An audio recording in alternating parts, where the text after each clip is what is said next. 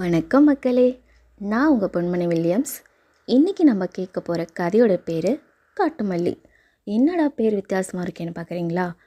கதையும் வித்தியாசமாக தான் இருக்கும், கேட்டு தான் பாருங்களேன். ஒரு சின்ன குக்கிராமத்தில் பிறந்து வளர்ந்தவ தான் நம்ம ஹீரோயின் கவிதா. அவளுக்கு வயசு 33 ஆகுது. ஆனாலும் கல்யாணம் இன்னும் ஆகலை. அதனால் அம்மாவும் அப்பாவும் வீட்டில் ஒரே டார்ச்சர், கல்யாணம் பண்ணிக்கோ டைம் ஆகுது, இது ரொம்ப லேட் ஆகிட்டுன்னு. ஆனால் கவிதா ஒரு முடிவில் இருக்கா, தங்கச்சிக்கு கல்யாணம் பண்ணிட்டு தான் நான் பண்ணுவேன் அப்படின்னு. அம்மா எவ்வளவோ சொல்லி புரிய வைக்க ட்ரை பண்ணாங்க. முதல்ல அக்காவுக்கு தான் ஆகணும், அதுக்கப்புறம் தான் தங்கச்சிக்கு ஆகணும். நான் கவிதா எப்படி தெரியுங்களா ஆர்கியூ பண்ணுவா?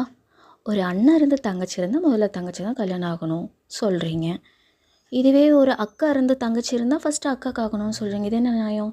பொண்ணுக்கு ஒரு நியாயம், பையனுக்கு ஒரு நியாயமா அப்படின்னு. கல்யாணம்னு வந்துட்டா பொண்ணும் பையனும் ஒன்றும் இல்லடிம்மா, சொன்னால் புரிஞ்சுக்கோ அப்படின்னு அம்மா எவ்வளவோ அவளுக்கு அட்வைஸ் பண்ணுறாங்க. ஆனால் கவிதா கேட்குற மாதிரி இல்லை. கவிதாவோட அப்பா ரொம்பவே வயசானவர். அவர் சொல்கிறாரு, நாங்கள் உயிரோடு இருக்கிறதுக்குள்ளே உன் கல்யாணத்தையும் உன் தங்கச்சி கல்யாணத்தையும் பார்க்கணுன்னு எங்களுக்கு ஆசை இருக்காதான்னு.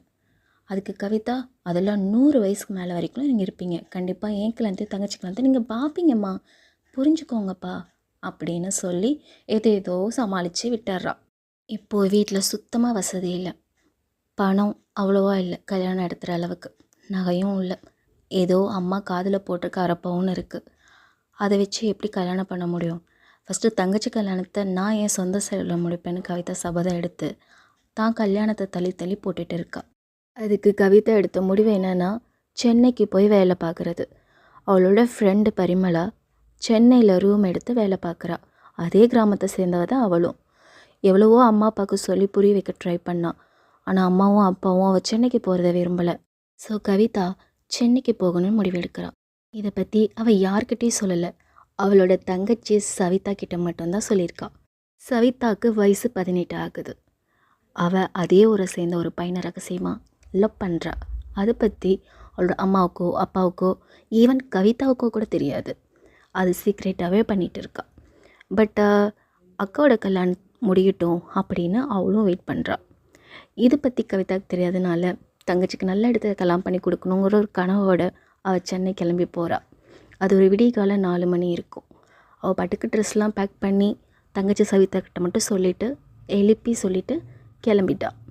அங்கே போய் அவள் இறங்கும் போது அவளோட ஃப்ரெண்ட் அவளுக்காக ஸ்கூட்டியில் வெயிட் பண்ணிகிட்ருக்கா, பரிமளா. நேராக அவளோட ரூமுக்கு கூட்டிகிட்டு போய், இதை பாருடி, இதுதான் என்னோடய ரூம், அவ்வளோக்கா பெருசாக வசதிலாம் இருக்காது, ப்ளீஸ் கொஞ்சம் அட்ஜஸ்ட் பண்ணிக்கோ, ஃபுட்டெல்லாம் நாமளே தான் சமைச்சிக்கணும், என் சமையல் சாப்பிட உனக்கு ஓகேவாங்கிறா. பட் கவிதா, எனக்கு ஒன்றும் பிரச்சனை இல்லைன்னு சொல்கிறா. ஸோ பரிமளா ஒர்க் பண்ணுற அதே கம்பெனிக்கு அடுத்த நாள் அவள் இன்டர்வியூ போகிறா கவிதா. அதே நாள் காலையில் கவிதாவை அம்மாவும் அப்பாவும் சவிதா கிட்டே கேட்குறாங்க. சவிதா சொல்கிறா, அம்மா, கவிதா நல்ல அறிவுள்ள வளர்ந்த பொண்ணு, அவளுக்கு எல்லாம் தெரியும், அவனுக்கு குழந்தை இல்லை, அவள் பரிமளாக்கா கூட இருந்து அவங்களோட கம்பெனி வேலை செஞ்சு கொஞ்சம் பணம் சேவ் பண்ணணும்னு நினைக்கிறா. விடுங்கம்மா, அவள் நல்லபடியாக போயிட்டு வரட்டும், வர வாரம் சனி ஞாயிறுகளுக்கு லீவு தான், கண்டிப்பாக வருவா, அப்பா வருத்தப்படாதீங்க, நான் கூட இருக்கேன்ல அப்படின்னு சொல்லி ஏதேதோ சமாளிச்சிட்டா. சவிதாவுக்கு அம்மா அப்பா விட கவிதா மேலே ரொம்ப பாசம். அது ஏனோ கவிதா தான் அவளுக்கு இன்னொரு அம்மா மாதிரி தான். கவிதா சவிதாக்காக இவ்வளோ பெரிய ரிஸ்க் எடுக்கிறா. வீட்டையும் எதிர்த்துட்டு ஊருக்கு போய் வேலை செஞ்சு சம்பாதிக்கணும்னு நினைக்கிறா. கல்யாணம் பண்ணி அழகு பார்க்கணுன்னு அவளுக்கு ஆசை. ஆனால் அவங்க அப்பா அம்மாவுக்கோ கவிதாவுக்கு முதல்ல கல்யாணம் நடந்தால் பரவாயில்லைன்னு ஆசை. எப்படியோ கவிதா அந்த இன்டர்வியூவில் செலக்ட் ஆகி வேலையும் கிடச்சிச்சு. ஒரே சந்தோஷமாக அப்பாவுக்கு கால் பண்ணி சொல்கிறா, அப்பா பயப்படாதீங்க, நான் சொல்லாமல் வந்ததுக்கு காரணம் இருக்குது, கண்டிப்பாக நான் கேட்டிருந்தா நீங்கள் அலோவ் பண்ணியிருக்க மாட்டீங்க, அதனால தான் நான் சொல்லாமல் வந்தேன், தப்பாக எடுத்துக்காதீங்கப்பா, இன்டர்வியூவில் நான் செலக்ட் ஆகிட்டேன், வேலையும் கன்ஃபார்ம் ஆச்சு, எனக்கு துணையாக பரிமளா இருக்கா, அப்புறம் ஏப்பா பயப்படுறீங்க, வர சனி ஞாயிறு நான் ஊருக்கு வந்துடுறேன்ப்பா அப்படின்னு சொல்லி ஆறுதல் படுத்துகிறா. அம்மா கூடயும் பேசிட்டு தங்கச்சி கூடயும் பேசிட்டு ஃபோனை வச்சுட்டா. கீதாவுக்கு ஒரே சந்தோஷம், அப்பாடா நம்ம நினச்ச மாதிரி வேலை கிடச்சிருச்சு, நல்ல சம்பளம், கண்டிப்பாக நம்ம பிரச்சனைலாம் தீரப்போகுது, அம்மா அப்பா முகத்தில் நம்ம சீக்கிரமே சந்தோஷத்தை பார்க்க போகிறோம் அப்படின்னு ஒரு துள்ளலில் இருக்கா. இப்படி நினச்சிட்டே அவள் தன்னைப்பால் சிரிச்சுட்டு உக்காந்துட்டு இருக்கும்போது ஆஃபீஸில் ஒரு அழகான ஒரு பையன். அவன் பேர் முகில். முகில் அந்த ஆஃபீஸ்லேயே ரொம்ப சாக்லேட் பை மாதிரி. எல்லா பொண்ணுங்களுக்கும் பிடிக்கும். பசங்கள்லாம் அவன் மேலே ரொம்ப ஜெலஸாக இருப்பாங்க. ஏன் தான் இந்த பொண்ணுங்க எல்லாருக்கும் இந்த முகிலை பிடிக்குதோ அப்படின்னு. இதான் முத சிரிச்சிட்டு இருக்க கவிதாவை பார்க்குறான். முகில் நினைக்கிறான் மனசுக்குள்ளே, என்ன இது லூஸா தானாக உட்காந்து சிரிச்சிட்டு இருக்கு அப்படின்னு. அவளோட சிஸ்டம் இருக்க கேபின்குள்ளே உட்காந்துருக்கா. நேராக கவிதா கிட்டே போய், ஹாய், என்னோடய பேர் முகில், உங்கள் பேர் என்ன? நீங்கள் புதுசாக இன்றைக்கி தான் ஜாயின் பண்ணீங்களா? எந்த ஊர்லேருந்து வரீங்க அப்படிலாம் கேட்குறான். பேசிக்கலி கவிதா ரொம்ப ஷை டைப்னால, கிராமத்தில் வளர்ந்த பொண்ணுன்றனால அதிகமாக பசங்கள்கிட்ட பேசி பழக்கம் இல்லை. 33 வயசாக இருந்தாலும் அவளுக்கும் வயசுக்கும் ரொம்ப தூரம். அப்போ கூட முகிலை கண்ணில் கூட பார்க்கல, கேரும் பண்ணல. அவன் ஒன்றுமே ரெஸ்பான்ஸ் பண்ண போயிட்டான். முகிலுக்கு ரொம்ப ஆச்சரியமாக இருந்தது. என்னடா பொண்ணுங்க எல்லோரும் நம்ம பின்னாடி வருவாங்க, இந்த பொண்ணு என்னன்னா நம்மளை பார்த்து ஒதுங்கி போகிறா அப்படின்னு. இந்த ஆஃபீஸில் தானே இருப்பா, பார்த்துக்கலாம் அப்படின்னு முகில் விட்டுட்டான். கணிச்ச பரிமளா கவிதா கிட்ட சொல்கிறா, ஹே, முகில்கிட்ட கொஞ்சம் ஜாக்கிரதை இரு, அவன் பொண்ணுங்களை ரொம்ப ஓவராக ஃப்ளட் பண்ணுவான், அவன்கிட்ட விழுகாத பொண்ணுங்களே இல்லை, அவன் சரியானவன் அப்படின்லாம் பரிமளா சொல்லி வச்சுருக்கா கவிதா கிட்ட. அட போடி, நான் வந்த நோக்கமே வேறு, எனக்கு இதெல்லாம் ஒரு பெரிய விஷயமே இல்லை அப்படின்னு கவிதா சொல்கிறான். பிகாஸ் கவிதாவோட ஃபோக்கஸ் எல்லாமே தங்கச்சி கல்யாணம் தான், அம்மா அப்பாவோட முகத்தில் சந்தோஷத்தை பார்க்கணுங்கிறது தான். அதனால் அவளுக்கு இதெல்லாம் பெரிய விஷயமாகவே தெரியல. இப்படியே வாரங்கள் போகுது. சாட்டர்டேவும் வந்தாச்சு. ஊருக்கு போய் அம்மா அப்பா கூட இருந்து, தங்கச்சி கூட இருந்து, வடை போண்டா எல்லாம் சுட்டு சாப்பிட்டு, டீ குடிச்சிட்டு அவ்வளோ சந்தோஷமாக இருந்துட்டு, அதே ஞாயிற்றுக்கிழமை ஈவினிங்கே போயிட்டு வரேன்ப்பான்னு சந்தோஷமாக சொல்லிவிட்டு கிளம்புறான். அம்மாவும் அப்பாவும் பத்திரமா இருமா அப்படின்னு அப்பாவை தலையில் முத்தம் கொடுக்குறாரு. சரிப்பான்னு சொல்லி காலில் விழுந்து ஆசீர்வாதம் வாங்கிட்டு கிளம்புறா. ஒரு வாரத்தில் முகில் கவிதாவை ட்ரை பண்ணாத நாளே இல்லை. அவளை எப்படியாச்சும் ஃபோக்கஸ் நம்ம மேலே திரும்பணும்னு சொல்லி எதேதோ ட்ரை பண்ணுறான். பட் ஆனால் முடியல. கோவம் தாங்க முடியாமல் முகில் ஒரு நாள் கவிதா வழி மறைச்சு, ஹே, என்ன ரொம்ப ஓவராக போகிற, உனக்கு என்ன, ஜஸ்ட் ஒரு சும்மா சிரித்து பேசக்கூட மாட்டியா, மூஞ்சனமா உருனே வச்சிட்ருக்கா, எந்த ஊர்லேருந்து வந்தால் கூட சொல்ல மாட்டியா அப்படின்னு கோவமாக பேசினான். கவிதா அப்போ கூட எதுவும் பேசாமல் ஒதுங்கி போயிட்டா. நினச்சான், இதுக்கு மேலே இதை ட்ரை பண்ணுறது ரொம்ப வேஸ்ட்டு, நம்ம வேலையை பார்ப்போம் அப்படின்ட்டு போயிட்டான். இதுக்கு இடையில் மேனேஜர் முகிலை கூப்பிட்டு ஒரு ஃபைலை கொடுத்து, இதை இன்றைக்கி ஈவினிங்குள்ளே முடிச்சு ஆகணும் அப்படின்னு சொல்லி ஒரு ஃபைலை தராரு. ஓகே சார் அப்படின்னு சொல்லிட்டு வந்ததும் அந்த ஃபைல் கையில் இருக்கும் போதே பரிமளா கிட்ட நின்று பேசிகிட்ருக்கான். பரிமளாவோட பிளேஸும் பக்கத்தில் கவிதாவோட பிளேஸ் இருக்குது, சிஸ்டம் இருக்குது. அங்கே தெரியாமல் வச்சுட்டு பேசிட்டு ஒரு ஞாபகம் இல்லாமல் வந்துட்டான். மற்ற ஃபைல்ஸ்லாம் அவன் பார்த்துட்டு இருந்தான். இதை பற்றி அவனுக்கு சுத்தமாக ஞாபகம் இல்லை. அப்போ மேனேஜர் முகில்கிட்ட கேட்குறாங்க, அன்னைக்கு ஈவினிங் என்னாச்சு, நான் கொடுத்த ஃபைல் முடிச்சியா அப்படின்னு. உடனே சார் அப்படின்ட்டு தேடுறான். அந்த ஃபைல் கிடைக்கவே இல்லை. சார், நான் இங்கே தான் சார் வச்சேன் சார், ஒரு நிமிஷம் சார் அப்படிங்கிறான். ஆனால் மேனேஜர், உன்னெல்லாம் திருத்தவே முடியாது, நானும் சரி ஓகே, நிறைய கம்ப்ளைண்ட் உன் மேலே வருது, போனால் போதுன்னு விட்டால் ஒரு வேலை கூட ஒழுங்காக நீ பண்ண மாட்டியா, ஃபைலே தொலைச்சிட்டியா அப்படின்னு ஓவராக திட்டுறான். இன்றைக்கி நைட்டு போகிறதுக்குள்ளே 8 மணிக்குள்ளே ஃபைல் வரல, நீ வேலை விட்டு போயிரு அப்படின்னு எல்லோரும் முன்னாடி கேவலமாக அந்த மேனேஜர் முகிலை திட்டார். முகிலுக்கு ரொம்ப அசிங்கமாக போச்சு. பொண்ணுங்களாம் அவனை பார்க்குறாங்க, பசங்களுக்கு அவனை வச்சு ஃபன் பண்ணி சிரிக்கிறாங்க. மணியும் 8 ஆச்சு. எல்லோரும் கிளம்ப ஆரம்பிச்சிட்டாங்க. ஆனால் முகில் என்ன பண்ணுறதுன்னு தெரியாமல் உட்காந்துட்ருக்கான். அவனோட கேபின் ஃபுல்லாக புரட்டி போட்டுட்டான். அந்த ஃபைல் கிடைக்கவே இல்லை. ஆனால் கவிதா அவளோட பிளேஸில் மும்மரமாக உட்காந்து ஏதோ ஒர்க் பண்ணிகிட்டு இருந்தான். அப்போது முகில் கேட்குறான், எல்லோரும் கிளம்பிட்டாங்க, நீங்கள் கிளம்பலையா அப்படின்னு. உங்கள் ஃபைல் தான் பண்ணிகிட்டு இருக்கேன், முடிஞ்சிருச்சு, இந்தாங்க கொண்டு போய் கொடுங்க, நீங்கள் மறந்து போய் இங்கே வச்சுட்டு போயிட்டீங்க, அதை நான் முடிச்சிட்டேன், நீங்கள் மேனேஜர்கிட்ட போய் காட்டுங்க கொடுங்கன்னு. உடனே முகிலுக்கு ரொம்ப சந்தோஷம். ரொம்ப தேங்க்ஸ் கவிதா, உன்னை நான் என்னமோ நினச்சேன், நீ எனக்கு எவ்வளோ பெரிய ஹெல்ப் பண்ணியிருக்க தெரியுமா, என் வேலையே போயிருக்க வேண்டியது அப்படின்னு சொல்லி ஹேண்ட் ஷேக் பண்ண கொடுத்தான். பட் கவிதா பண்ண மாட்டேன்னு கிளம்பி போயிட்டான். அதானே பார்த்தேன், நீ எங்கே திருந்த போகிற அப்படின்ட்டு முகில் அந்த ஃபைல் எடுத்துகிட்டு போய் மேனேஜர் கொடுத்துட்டு, இதுக்கு மேலே ஒழுங்காயிருன்னு மேனேஜர் வார்ன் பண்ணி அனுப்புனார். ஓகே சார்னு சொல்லிட்டு கிளம்பிட்டான். அன்னைக்கு நைட்டு முகிலுக்கு என்னமோ தெரியல, கவிதாவோட ஞாபகமாகவே இருந்துச்சு. கவிதா நம்ம என்னமோ நினச்சோம், ஆனால் அவன் நமக்கு நல்ல ஹெல்பிங் சென்ஸ், அமைதியான பொண்ணு, ஹம்பிளாக இருக்கா அப்படின்ட்டு அவளை பற்றி நல்லா குட் திங்ஸாக நினைக்கிறேன். முகில் அறியாமலேயே கவிதா மேலே லவ் வந்துருச்சு. இது எப்படிடா அவகிட்ட சொல்கிறது, ரொம்ப திணறிட்டு இருந்தான். அப்புறம் தான் பரிமளா கிட்ட சொல்லி அனுப்பினான். பரிமளா, நான் கவிதா கிட்ட சொல்ல ட்ரை பண்ணுறேன், ஆனால் கவிதா அந்த மாதிரி பொண்ணு இல்லை, இன்கேஸ் அவள் ஓகே சொல்லிட்டா ஓகே தான் அப்படின்னு பரிமளா சொன்னான். அன்றைக்கி ஈவினிங் பரிமளாவும் கவிதாவும் பீச்சுக்கு போகிறாங்க. அது ஒரு சாயங்கால நேரம், சூரியன் மறையிற டைம். ரொம்ப இருட்டும் ஆகலை, ரொம்ப வெளிச்சமும் இல்லை. அங்கே வீசுகிற காற்றை உணர்ந்துட்டு அந்த மணலில் நடந்துட்டு ஓடி விளையாண்டுட்டு இருக்கிற அந்த குழந்தைங்கள பார்த்து எவ்வளோ சந்தோஷமாக விளையாண்டுட்டு இருக்காங்கன்னு மனசுக்குள்ளே நினச்சிட்டு அந்த கடல் அலையோட சத்தத்தை கேட்டுட்டு உண்மையிலேயே அவளுடைய மனசு ரொம்ப லேசாக இருந்தது, உணர்ந்தா ஹாப்பியாக இருந்தா. அந்த டைமில் தான் பரிமளா கொஞ்சம் கொஞ்சமாக முகிலோட விஷயத்த சொல்ல ஆரம்பித்தா. ஆனால் கவிதா ஸ்ட்ரிக்டாக சொல்லிட்டா, எனக்கு எல்லாமே என் தங்கச்சி கல்யாணத்துக்கு அப்புறம் தான் அப்படின்ட்டு. முகில் அப்படி இப்படி இருந்தாலும் அவன் நல்ல பையன்தாண்டி, நீ யோசிக்காமல் அவனுக்கு ஓகே சொல்லு அப்படின்னு பரிமளா சொல்கிறா. ஆனால் கவிதா, எனக்கு இப்போ அதை பற்றி ஐடியா இல்லை, யாரை பற்றி என்கிட்ட பேசாது அப்படின்னு கோவமாக சொல்லிடுறா. இதை பற்றி அடுத்த நாள் முகில்கிட்ட பரிமளா சொல்கிறா. அவகிட்ட நான் சொன்னேன், அவள் பெருசாக ஒன்றும் ரியாக்ட் பண்ணல, அவளுக்கு இன்ட்ரெஸ்ட் இல்லைன்னு நினைக்கிறேன், அவளுக்கு முதல்ல அவள் தங்கச்சி கல்யாணம் தான் முக்கியமா அப்படின்னு சொல்கிறா. முகிலும் ஓகே விடு பார்த்துக்கலாம், நம்ம ஆஃபீஸில் தானே இருக்க போகிறா அப்படின்னு சொல்லி விட்டுறான்.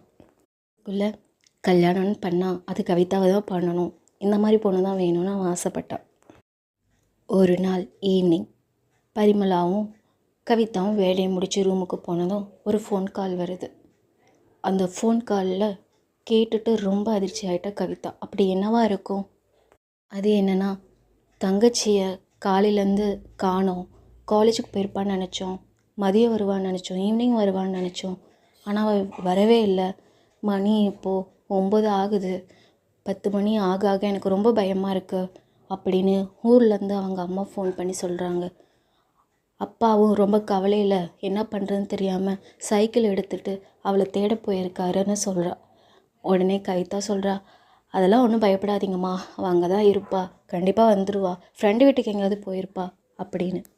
ஆனால் அன்னைக்கு அதே ஊரை சேர்ந்த சேகரும் காணாமல் போயிட்டான். அதாவது சவிதா லவ் பண்ணுற பையனும் காணோம். அப்போது புரிஞ்சிருச்சு சவிதாவும் சேகரும் ஓடி போயிட்டாங்கன்னு. இந்த விஷயம் கவிதாவுக்கு தெரிஞ்சு ரொம்ப மனசு உடைஞ்சு போயிட்டான். அடுத்த நாள் காலையில் அவள் ஆஃபீஸில் உட்காந்து அழுன்னு அழுகிறா. அப்போ முகில் அவனை பார்த்து, என்ன அன்றைக்கி பார்த்து தானாக சிரிச்சிட்டு இருந்தா இன்றைக்கி அழுதுகிட்டு இருக்கிறா, நிஜமாவே இது பைத்தியம் தானா அப்படின்னு நேராக கவிதா கிட்டே போய், கவிதா என்னாச்சு, என்ன ப்ராப்ளம், ஏன் இப்படி அழுதுட்ருக்க அப்படின்னு கேட்குறான். அதெல்லாம் ஒன்றும் இல்லை அப்படின்னு சொல்லிவிட்டு சமாளிச்சுட்டு விட்டுறான். கவிதா அவ்வளோக்கா மனசில் இருக்கிறது யாருக்கிட்டையும் சொல்ல மாட்டாள். அதனால் பரிமளாவுக்கு மட்டும் அந்த விஷயம் தெரியும். அதனால் பரிமளா முகில்கிட்ட சொன்னான், இந்த மாதிரி தங்கச்சியை ஓடி போயிட்டாலாமா, தங்கச்சிக்காக தான் அவள் இவ்வளோ ரிஸ்க் எடுத்து ஊர்லேருந்து எல்லாத்தையும் மீறி வந்தா, அவளுக்காக தான் இங்கே வேலை செய்கிறா, ஆனால் அவள் தங்கச்சி இவகிட்ட ஒரு வார்த்தை கூட சொல்லாமல் இப்படி ஒரு காரியத்தை பண்ணிட்டான்னு. முகில் சிரிக்கிறதா அழுகிறதான்னு தெரியல, ஆனால் பாவம் கவிதா அழுகிறது பார்த்தா ரொம்ப கஷ்டமாக இருக்குதுன்னு சொல்கிறான். இப்படியோ நம்ம ரூட்டு கிளியர் ஆகுதுன்னு முகிலுக்கு ஒரு பக்கம் சந்தோஷம். அதே சமயம் கவிதா வருத்தப்படுறதா அவன் கண்ணால் பார்க்க முடியல. அதனால் நேராக கவிதா கிட்டே போய், இந்த பாரு கவிதா, இந்த காலத்து பொண்ணுங்களாம் அப்படி தான், நாம் தான் அவங்க மனசை புரிஞ்சுக்க மாட்டேங்கிறோம். உங்கள் தங்கச்சி ஒன்றும் அவ்வளோ பெரிய தப்பெல்லாம் பண்ணல, அவளுக்கு பிடிச்ச பையனை கல்யாணம் பண்ணி சந்தோஷமாக இருக்க போகிறா, நீ இனிமேல் உன்னோட வாழ்க்கையை பாரு அப்படின்னு முகில் சொல்கிறான். முடியாது, எனக்கு எல்லாமே என் தங்கச்சி தான், நான் என் அப்பா அம்மா முகத்தில் சந்தோஷத்தை பார்க்கணுன்னு ஆசைப்பட்டேன், இப்படி கஷ்டத்தை பார்க்கக்கூடிய நிலமை வரும்னு கொஞ்சம் கூட நினச்சி பார்க்கலன்னு கவிதா சொல்லிக்கிட்டு அழுகிறா. நான் அவளுக்கு எவ்வளோ உண்மையாக இருந்தேன், என்கிட்ட ஒரு வார்த்தை கூட சொல்லலையே, அப்போ அவளோட பாசம் பொய்யா அப்படின்லாம் நினச்சிட்டு என்னென்னமோ சொல்லிட்டு அழுதுட்டு இருக்கா கவிதா. இவளுக்கு அவளை எப்படி தேற்றுறதுன்னு தெரியல. அன்னைக்கு நைட்டே ஒரு ஃபோன் கால் வந்துச்சு அம்மா கிட்டே இருந்து. அதில் சொல்கிறாங்க, அழுதுகிட்டே அப்பா நம்மளை விட்டு போயிட்டாருன்னு. என்னம்மா ஆச்சு, என்ன ஆச்சுன்னு தங்கச்சி பொண்ணு அதிர்ச்சியில் நெஞ்சு வலிக்குதுன்னு படுத்தவர் தான் காலையில் எழுந்திரிச்சு பார்த்தா செத்து கிடக்கிறாரு. நான் என்ன தான் பண்ணட்டும் அப்படின்னு அவங்க அம்மா அழுகிறாங்க. கவிதாவுக்கு ஒன்றும் புரியல. அவளுக்கு இருந்தது எல்லாமே தங்கச்சி மேலே கோவமும் அப்பா போன துக்கமும். ரொம்ப டிப்ரெஷனில் இருந்தாள். பரிமளாட்ட சொல்லிவிட்டு உடனே ஊருக்கு கிளம்பி போயிட்டாள். அன்றைக்கி ஆஃபீஸில் கவிதா இல்லாதனால முகில் ரொம்பவே சோர்ந்து போனான். அன்றைக்கி அந்த நாள் ஃபுல்லாக அவன் ரொம்ப எம்டியாக லோன்லியாக ஃபீல் பண்ணான். அப்போ தான் அவனே கன்ஃபார்ம் பண்ணான், கண்டிப்பாக கவிதா மேலே நமக்கு இருக்கிறது லவ் தான் அப்படின்னு. கவிதா இந்த சூழ்நிலையை கடக்கிறதுக்குள்ளே ரொம்ப கஷ்டப்பட்டா. சவிதாவும் சேகரும் விஷயம் கேள்விப்பட்டு கல்யாண கோலத்தில் வந்தாங்க. ஆனால் கவிதாவுக்கு சவிதாவை வெறுக்க தோணலை. அவளை ஏற்றுக்கிட்டா. ஆனால் அவங்க அம்மா சவிதா கிட்ட பேசலை, சேகர்கிட்டையும் பேசலை. அப்பா இறந்த துக்கம் தாங்க முடியாமல் கவிதா அழுதுகிட்டே இருந்தாள். கவிதாவோட கல்யாணம் பற்றி பேசும்போது அன்னைக்கு அவள் சொன்ன வார்த்தை, கண்டிப்பாக 100 வயசு வரைக்கும் இருப்பீங்கப்பா, கண்டிப்பாக என் கல்யாணத்தை நீங்கள் பார்ப்பீங்கன்னு சொன்னது ஞாபகம் வந்துச்சு. அதை நினச்சி அழுகிறா. கடைசி வரைக்கும் நம்ம நினச்சது நடக்காமையே போயிடுச்சு. நான் தங்கச்சிக்காக பார்த்தா அவள் சுயநலத்தை மட்டும் பார்த்துட்டு போயிட்டாள் எப்படின்னு ரொம்ப வருத்தப்பட்டா. இந்த சூழ்நிலையில் கவிதா எடுத்த ஒரு துணிகரமான முடிவு என்ன தெரியுமா?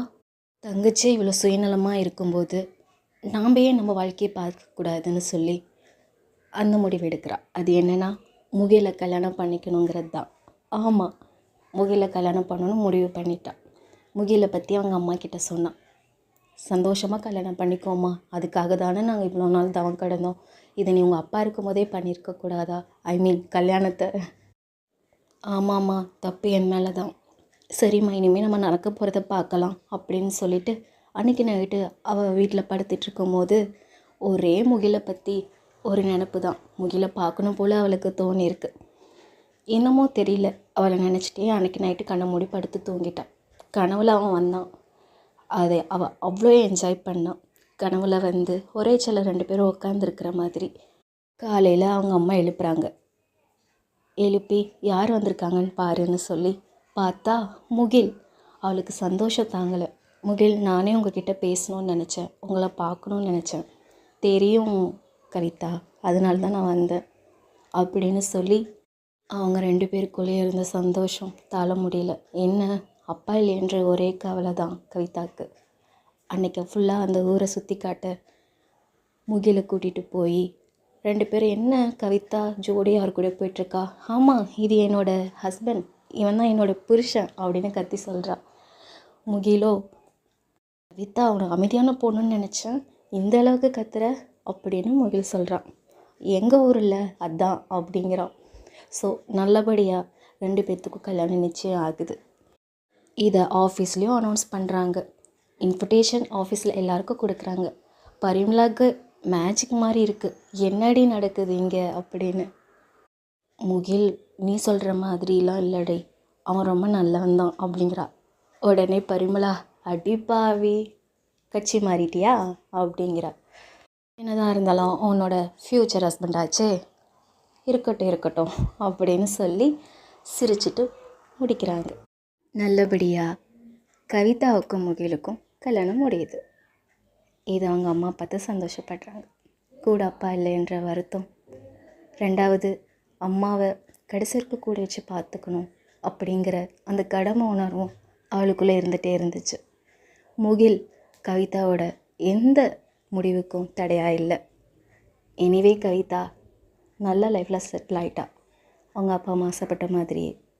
இதோட காட்டுமல்லி முடியுது. கண்டிப்பாக இந்த கதை உங்களுக்கு பிடிச்சிருக்குன்னு நம்புகிறேன். சப்ஸ்கிரைப் பண்ணுங்கள், லைக் பண்ணுங்கள், உங்களோட ஒப்பீனியனை கமெண்ட் பண்ணுங்கள். நன்றி மக்களே. இன்னொரு புது கதையோடு உங்களை நான் சந்திக்கிறேன். பாய்.